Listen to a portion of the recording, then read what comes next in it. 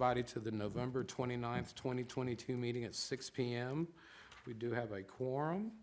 Our first item of business is to approve the meeting minutes from October 25th, 2022 regular meeting. We'll entertain a motion. So moved. We have a motion to accept. A second? Second.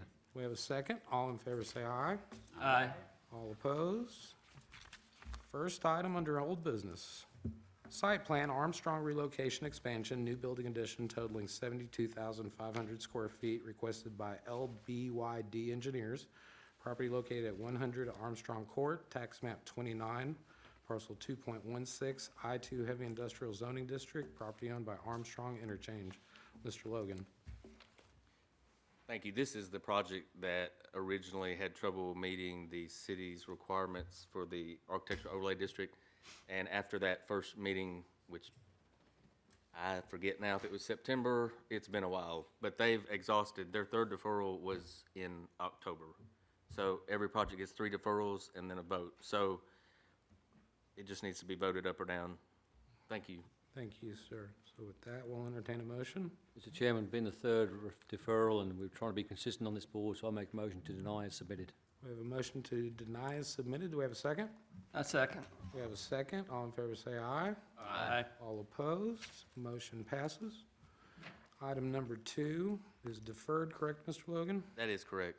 So we'll move on to new business. Item number 3. Concept plan, Woodland Hills remaining land, 85 lots on 48.05 acres requested by SEC Inc. Property located off Woodland Hills Drive, tax map 29, parcel 23 and 23.01, R2 medium density residential zoning district, property owned by Bob Parks. Mr. Logan. So this is the request for concept plan approval for the Woodland Hills remaining lands. So you can see on the screen here, it's sort of this backward C shape on the map. And this whole area is the remaining land that is adjacent to the Woodland Hills subdivision. So this concept plan shows 85 lots on 48.05 acres. So 85 lots on 48 acres. Close-up image on the screen gives you a better view of this project. And it is heavily wooded. The entire site's heavily wooded. And we'll get to it on the zoning map, but to the south and east here is the developing High Point 24 Industrial Park that is currently under construction. So that's High Point 24 to the southeast, and then the water tower, of course, is shown here at the crest of the hill. There's the cell tower and that water tower, but they're not part of this property. Zoning map shows R2, so that's this reddish-brown color, and R2, of course, is medium-density residential with minimum lot size of 10,000 square feet. And let's move in ahead to the plan. So this is the concept plan for Woodland Hills, and you can see a lot of these homes. I know we talked about it 2 weeks ago. Some of the planning commissioners talked about these homes and their proximity to I-24, but this is I-24, of course, right next to it. And this is a close-up view of that area. So again, here's I-24, and then this is, on this plan, designated as common area with the detention pond to the north, and then detention area to the south. And I believe there's another detention area at the top of that triangle. So the lots are proposed to be arranged like so. Again, this is all R2 medium density. And these are the photos, again, from 2 weeks ago. And a lot of stub-out streets that were built originally 20 years or so ago. So that's one view. Another view that shows the heavily wooded area. And then a third one, again, that shows the site.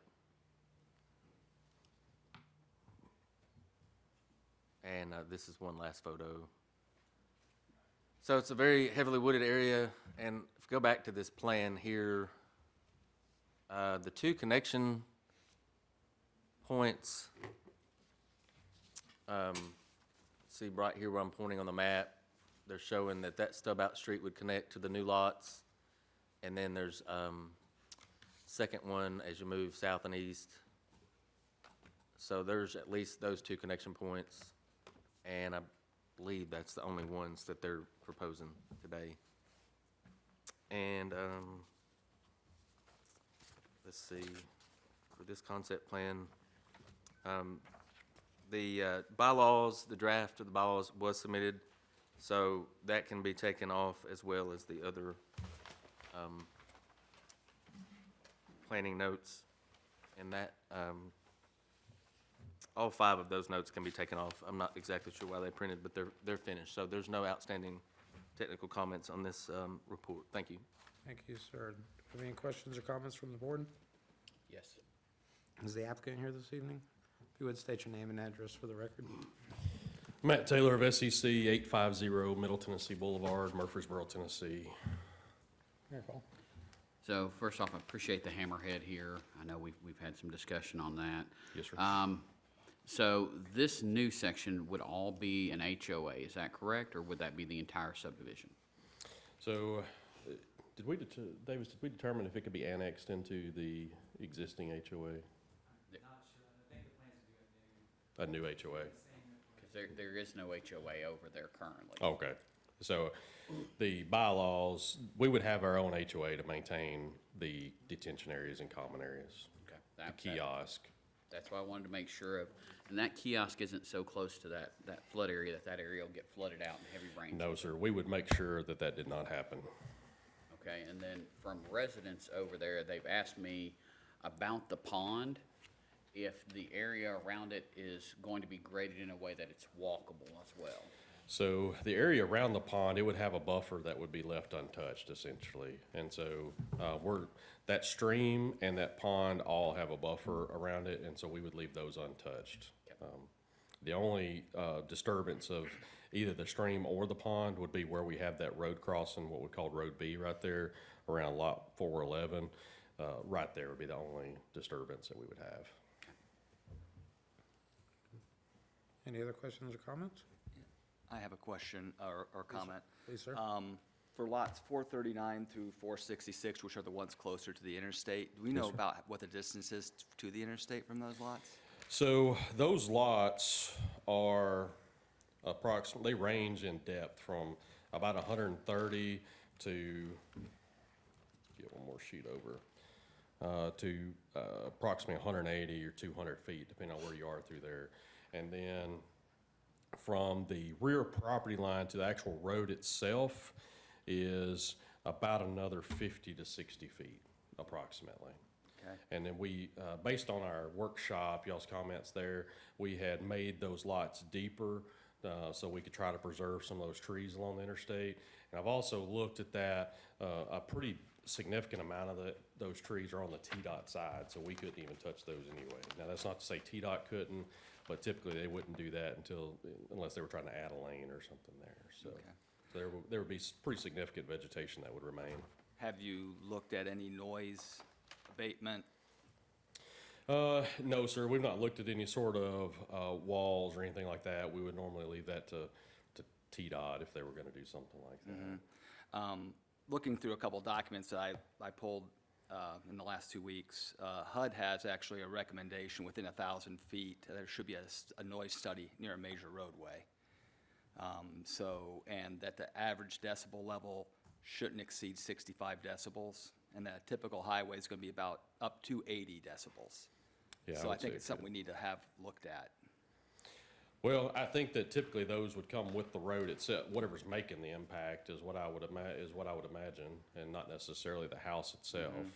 Now, some things that I know clients have done in the past when they've had houses close to a high-speed road, are they will change out the type of windows so they're more soundproof. Things like that to Right. make the inside. I don't think there's anything that you're going to do necessarily to mitigate that sound in somebody's backyard there. But I think there's things that can be done with the house itself, but we would leave that up to the individual builders themselves. We're not actually building the house, we're gonna just do the Right. lots. Right. But again, this is a new residential area being built near an interstate. So it's not like the interstate came through and the homes were already there. So I think that needs to, I would ask that be looked at further. I brought a couple documents, you're welcome to. Yeah, I'm happy to take them. I just don't know that we can mitigate that I think is what I'm trying to say there. I know that's what I'm trying to say. I don't think there's anything we can do to mitigate interstate noise. It's there. You know, the residents are gonna have to deal with that. I don't think that's there's. the point of the abatement, you know, putting up walls or putting up some type of barrier that does soften that noise. I'm just, I guess, concerned, and maybe I'm off base, but if we don't want this to be a future burden on Laverne, to have to do something later down the road. I'm going to interrupt for a second. Mr. Coe, Yes, sir. is that within the scope of our powers? No, we don't have anything in our subdivision regulations that would require that. So it would be something if the applicant wanted to voluntarily agree to do that, they could, but there's no requirement that I'm aware of that you'd be able to enforce that. Thank you. And just so that we make sure where we stand legally in regards to Okay. what we ask. Yeah, we're happy to look at all the documentation. I would fairly say that I don't think that we could afford to build a sound wall like you see TDOT do. That is an entirely different level of abatement than what you would see with a residential neighborhood adjoining the interstate. That's something that TDOT would undertake, not necessarily the residential. What I would say is the interstate is there today. Anybody that buys here has that opportunity to see that interstate and hear that interstate when they're there. So they would be making a choice. But we're happy to look at if there's some things that we can do and things that we can recommend to our builders, we certainly will. Absolutely. And more than welcome to provide that information to the developer. Do you have it where you can email it?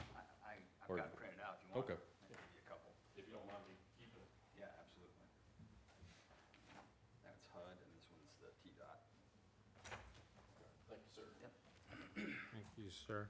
Any other questions or comments? Yes, Mr. Chairman. Please, Mr. Coates. Lot 439 through 445, you indicated that you've moved them to make them longer, which I disagree with. I've got the document that you supply for the workshop, and the dimension is exactly the same, so you've not moved them forward. And I would like to see those lots, you have the availability to make those lots longer, and I'd like to see that get further away from the interstate. So I looked at that earlier today. We did make them about 5 feet deeper, based on what I had looked at previously. Maybe I looked at the wrong document, but But I'm if- happy to go back and reevaluate. But if you look at 438, 437, 421, 420, and 447, they are large lots. So you could shrink down Glen Summer Cove and get those lots longer by the interstate to get the building areas further away from the interstate. I think the issue with, I can't make those any, I can't reshape those because the minimum lot width at the setback is what's guiding 435 through 438, because I did look at that to try to move those some more. Mr. Coates. 435, 436, 437, I mean, look at 438, you have a triangular pie piece there and some open area. So, I mean, I understand maybe the other end, you may have some issues, but I mean, I don't see your argument of that you can't make those lots against the interstate any longer. I just don't see your argument there. Well, because we have to have 75 feet at the setback, and so that's what's driving. Now, maybe 437 I could mess around with a little bit, but like 436 and 435 and 438 and 434, they're 70 feet at the right-of-way, and there's a curve through there. So by the time you get to the setback, they're right at the 75. I'm happy to go back and relook at that, but I've looked at that. I don't think there's much wiggle right there, Mr. Coates. Okay. Maybe just a couple of feet. I just see we have, these are the only homes going to back on the interstate, and I think we need to take precedence here of getting these where the residents, although I agree with the engineers saying that the interstate is there first, we're going to get some comeback on this at a later date, so I think the more depth we can get, the better.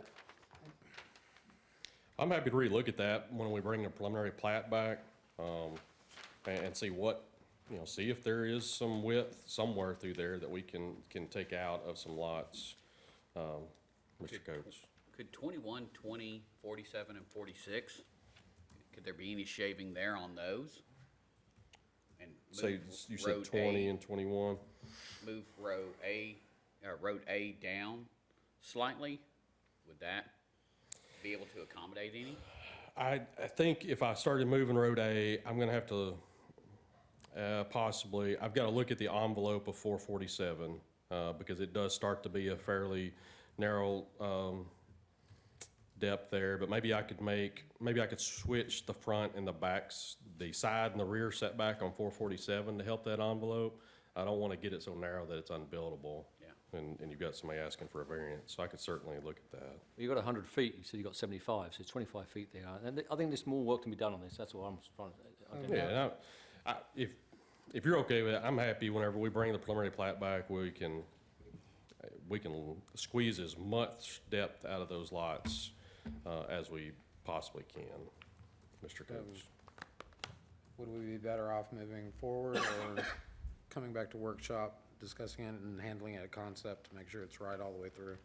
that's what I'd like to see, but I mean, obviously they're trying to get things moving forward, but I think, to release it from concept, then you leave it wide open. I prefer to keep it, let's work with them for another month and get it where it needs to be, so the concept works and move forward from there. Well, I mean, I guess my thinking is that we comply with the regulations. We're kind of looking for something over and above. And, we've got these other stopgaps, I think is what I'm asking for here, Mr. Coates, is we've got preliminary plat. We comply, so we're asking for something over and above. And we're happy to look at it. I'm not saying we're not.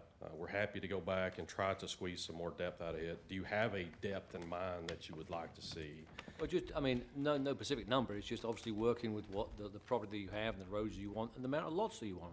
I don't want to shave any lots off, I just want to make Right. sure it's the right thing for you as well as the people buying these homes. Right. And knowing that we've got several planning commissioners that have had something to say about it, I'd almost like to see us go back to workshop with this and work on it a little bit if that's possible, sir. Be happy to. So we're not committed to that yet, so bear with me one second. Any other questions or comments? So with that, we'll entertain a motion. Deferring? I'll make a motion to defer, yes. Motion to defer, we have a second. All in favor say aye. Aye. All opposed? Motion passes. Next item. Revision of final plat, Finch Branch, Section 1, development totaling 28 lots on 12.09 acres. Request by Finch Branch Building Group LLC, property located at 214 Greenwood Drive, tax map 17L, Group A, parcel 804, R2 Medium Density Residential Zoning District, property owned by Finch Branch Building Group LLC. Mr. Logan. So you probably remember from the workshop, this is just a request to change a note that's on the final plat that got recorded. So this is Finch Branch on the map here. I think most of you all know where this is. Basically at the corner of Irvin and Greenwood Drives. It is zoned R2 as shown on this map, which is medium density residential. These are photos from the site, and this photo actually is near what's now a three-way stop at Greenwood and Irvin, but this is the mail kiosk, these black boxes with the parking area there, so that's kind of to orient you where you're at. But anyway, this is looking down the first street here that's more or less finished, so you can see the homes that are built on both sides. The issue came up when they were trying to get a CO for one of these homes, and if my memory serves me right, it's this house. Yes, sir. So this is a corner lot, and the driveway placement has caused an issue. So there was a note on the plat, and that's note 11 that states lots 109 and 127 shall have driveway access to Centennial Drive only. So this request is to remove lot 109 from that note. So the only lot left in the note would be lot 127. And basically, in a summary, that's what's going on. Thanks. Thank you very much. Do we have any questions or comments on this item? Entertain a motion. I'll make a motion to accept as submitted. We have a motion to accept as submitted. We have a second. All in favor say aye. Aye. All opposed? Motion passes. Next item, item number 5. Site plan, Amazon install pre-engineered metal building consisting of approximately 1,544 square feet at existing facility requested by Prime Engineering, Inc., property located at 342 Mason Road, tax map 17, parcel 7.08, I-2 Heavy Industrial Zoning District, property owned by Mason Road Holdings South LLC. Mr. Logan. Thank you. This is a request by Amazon to install a pre-engineered building on their existing site. This property is located on Mason Road, and it's outlined in blue on the screen. So this is the existing Amazon facility, and the parcel is about 27 acres. So again, this is the Amazon building where I'm pointing, and then all the surface lots that surround the building. So the request for this pre-engineered building is going to go roughly right where the red dot is, and that would be a metal building that would be roughly 1,500 square feet. This site is not contained in overlay district, so metal is not an issue. And this is an accessory structure to the primary warehouse. See there on the zoning map, it's all dark blue, which is industrial. And these are site photos of the existing building. So in this photo, the tent is there today, and that's what Amazon is using for their vans to pass through, and they do, my understanding is all these diagnostic tests or whatnot on the vans. I'm no expert on that, but they did explain that 2 weeks ago at the workshop, so they may want to do that tonight. But anyway, these are essentially just tents. So they're proposing to replace the tent with a permanent metal building that would still serve the same purpose as they are today. And this is just a view from the top of the hill. This shows all the vans in this area down here, and you can see again the tent in the distance that they have currently. This is the plan that they submitted. And again, this rectangle up here is the proposed 1,500 square foot metal building. And nothing else on the site's changing, so there's really nothing to speak of there. There's not any comments left. I think the wrong reports got printed out of the wrong folder, so that's why these keep showing up. But there's not any comments left on this report. Thanks. Thank you. Is there a representative here this evening? If you would, sir, state your name and address for the record. I'm Bruce Morris, project architect with Prime Engineering, 2765 Glenbrier Drive in Atlanta. I know everybody's curious, so if you would, just a brief summary of what the building is actually used for. I know They- we've discussed it. Basically, right now, what you saw in the existing plan is they have their 2 temporary tents, one in each of the 2 parking lots where they park their delivery vans, those ubiquitous gray vans you see all over the place delivering parcels. What they want to do is create this new centrally located pre-engineered metal building that is right on the driveway where the vans would come through before they get loaded and would be forced to drive through it in order to get to the loading zone. And they have scanning equipment that, just like, as he said, as Bo said, does diagnostics, tire pressure, looks for cracks in the fuselage, I don't know. But just does diagnostics, and I mean, they pull through at 5 miles per hour. They don't even have to stop. So it's a super Jiffy Lube. There you go. Very good explanation. Any questions or comments? So no doors on this? It'll be There's an overhead door at each end, so they can close it off at night when it's not in use. But, and there's a personnel door on the side for people to be able to access the building. to open up the Can you garage doors. describe the building itself? I know that you said it's just gonna be a metal building. It's a metal building. One of the comments that came out of the agenda-setting meeting was that we match the color of the existing distribution center as closely as possible. We're not gonna have any signage on it, not even gonna have any of the Amazon blue on it. And it's basically just a gable roof with the overhead doors at both ends. Will it be manned by any personnel? That question came up at the agenda, and I meant to ask there is equipment in there. Now, neither one of the tents were manned when I did my site visit a little over a month ago. So I think the vans just drive through it, and it picks up some reading on the van itself that tracks it. And in my study on it, it's moderately self-automated Yes, completely, yes. is my understanding. The sensors do all the work for the company. Any other questions or comments? And all the power lines will be, And the power lines, right now they're fed overhead by temporary power lines that were put up when the two tents were put there, and those are all gonna get buried and fed off of the existing circuits that feed the site lighting. So the overhead power will go away completely. Make a motion to accept as submitted? We have a motion to accept as submitted. Do we have a second? Our second. We have a second. All in favor, say aye. aye. All opposed? Motion passes. Thank you, sir. I Thank you for the appreciate your time. explanation. Thank you. Next item, preliminary plat.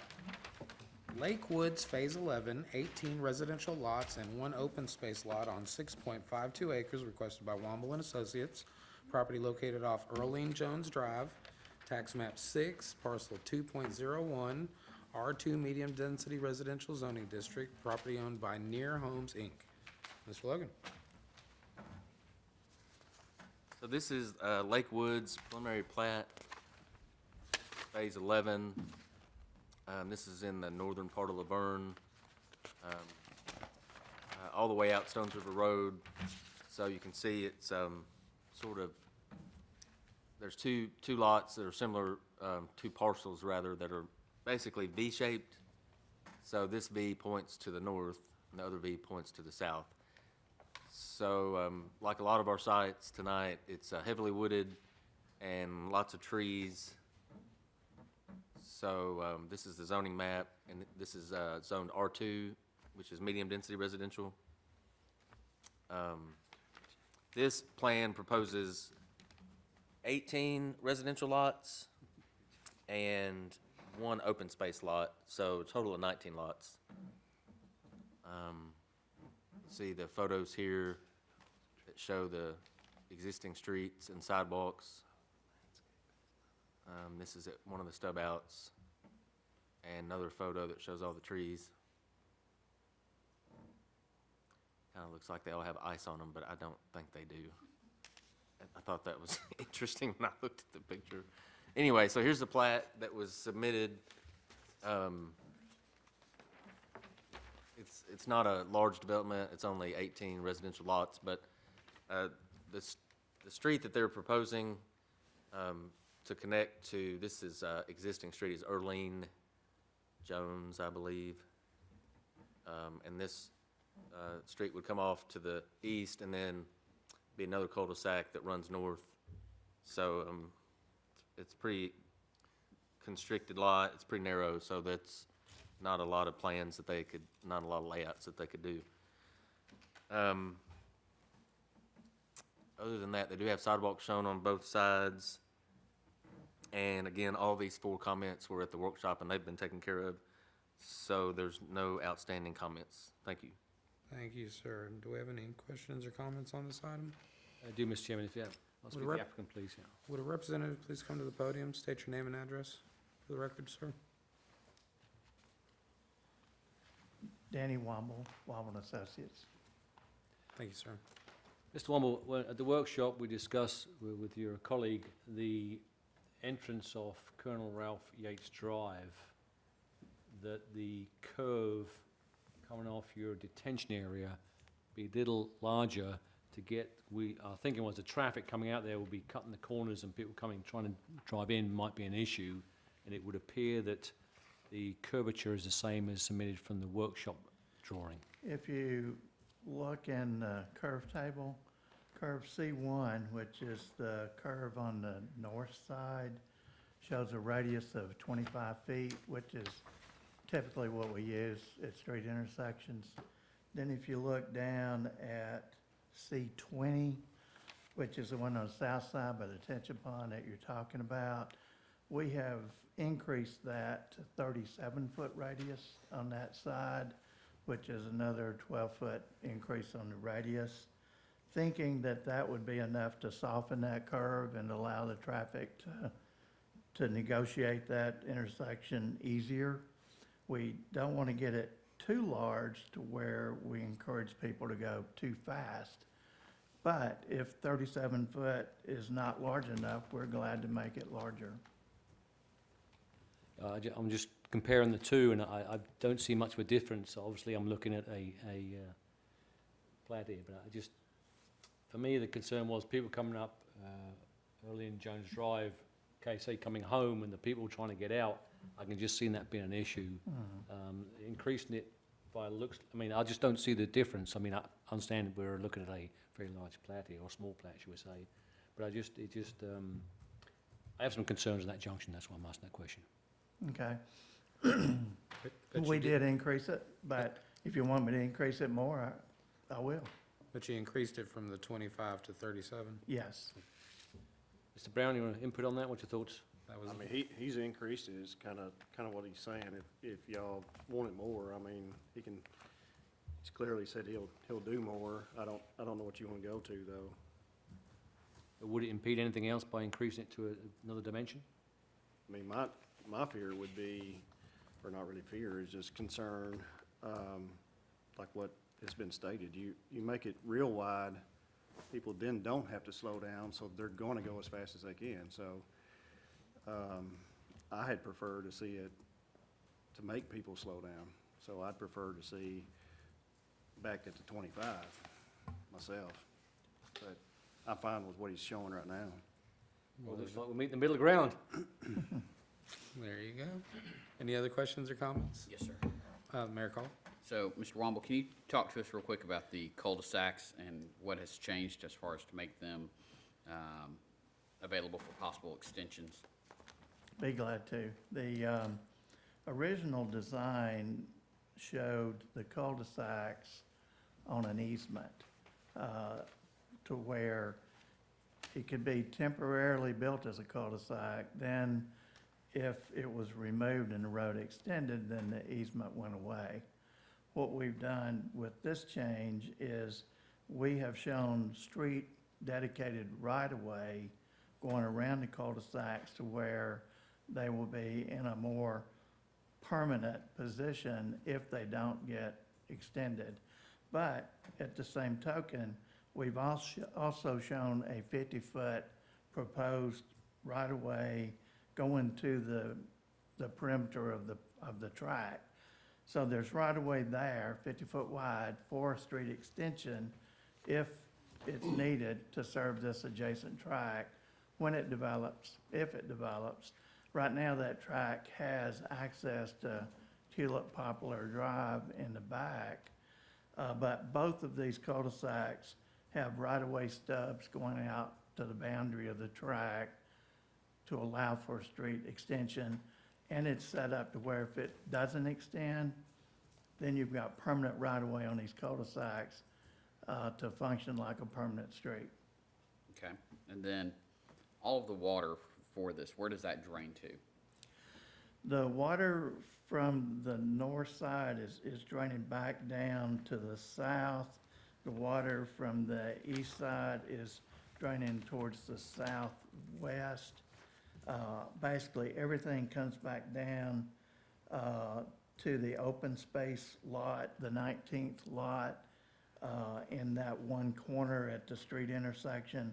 So that's where the tension would be, and then it would be released back out into the storm sewer system in the adjacent development. Okay, and that development can handle that? Well, it can with the detention. It couldn't if we didn't do detention. What that drainage was designed for was the property as it is, with no houses on it. So the detention will throttle back the drainage and release it with a control structure at the same rate that it's released at in the pre-development state, which means the downstream system would have capacity to accept it. And so it'll be engineered and designed to work with that system.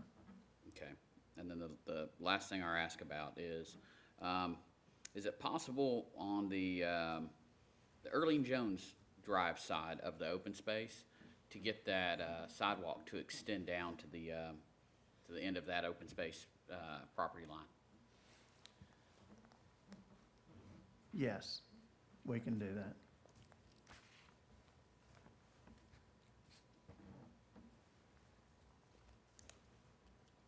I've got a friend who's back in that subdivision back behind there, big proponent of sidewalks, so we can get more, I always want to try to. So basically take it down to the corner of the track. Please. Okay, we can do that. Questions or comments?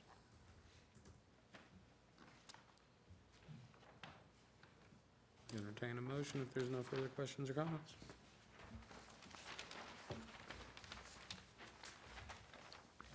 I'll make a motion to accept as submitted. A motion to accept is submitted. Do we have a second? A second. We have a second. All in favor say aye. Aye. All opposed?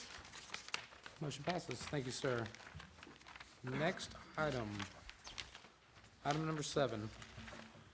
Site plan Kroger. Modifications to site to allow for grocery pickup area requested by Dollar and Ewers. Property located at 5145 Murfreesboro Road, tax map 15, parcel 2.11, C4 Shopping Center, zoning district, property owned by Kroger Limited Partnership. Mr. Logan. This site plan request is at the Kroger on Murfreesboro Road, so it's shown here on the screen, outlined in blue, and this closer view shows all of the parking area as well as the rest of the shopping center on either side of Kroger. This request is specifically to improve their grocery pickup area, so they're going to be making some changes to the storefront and some of the parking lot to accommodate these changes. So the zoning map, you can see it's C4, which is listed as the shopping center district in the current ordinance. And notice the McDonald's parcel and Taco Bell are C2, so they're not C4, but C4 is the shopping center district. And here's a photo of the store in the front.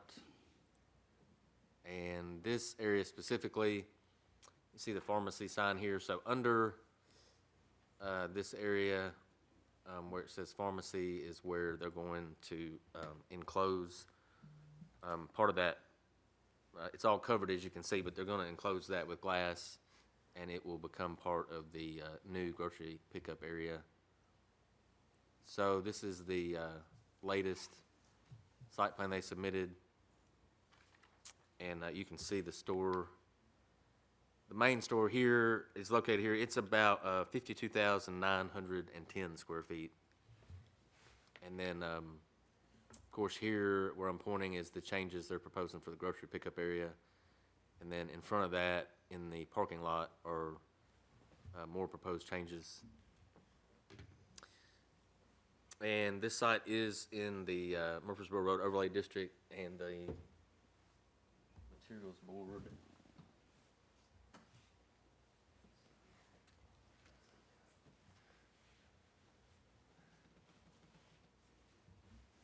So this project will have a lot of glass, obviously, because it's fitting into existing framing and existing overhead structure. But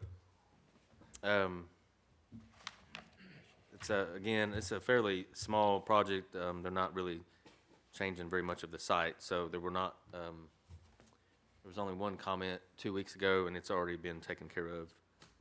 So that completes the report. Thank you. Thank you, sir.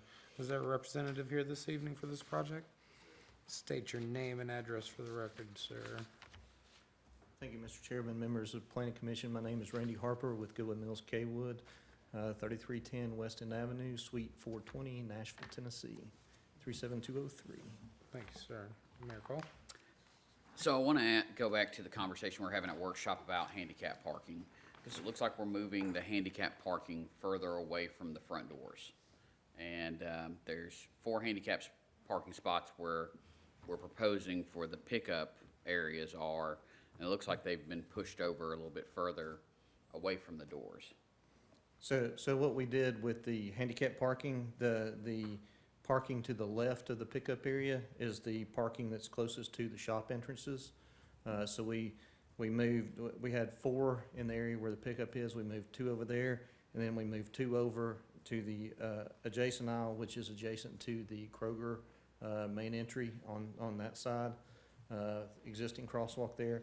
With the reconfiguration of the parking lot, we actually pushed the spaces closer to the store because there was a larger aisle adjacent to the store. So we reconfigured those spaces so that we get spaces closer, the 2 handicap spaces that are actually closer to the door by rearranging the orientation of the access aisle. So van accessible parking spaces require an 8-foot aisle. Regular handicap spaces have a 5-foot aisle. So we reconfigured where those aisles fall in order to get them as close as possible to the door, check the slopes and all that stuff in the parking lot to make sure that they do meet the accessible parking requirements, less than 2% all the way around, replacing all the signs as well so that all the signage is consistent. And we actually, with this configuration, we end up with more van accessible parking spaces than what the previous plan had, or what the existing site has. So we've got 4 van accessible in front of the shops, and we've got 4 van accessible in front of the Kroger store. Okay, so Entrance. overall, we're adding 4 more handicapped or van accessible Yes, spots. yes, we change, same number of spots, 12 total, but we end up with 8 van accessible spots and 2 regular, 4 regular.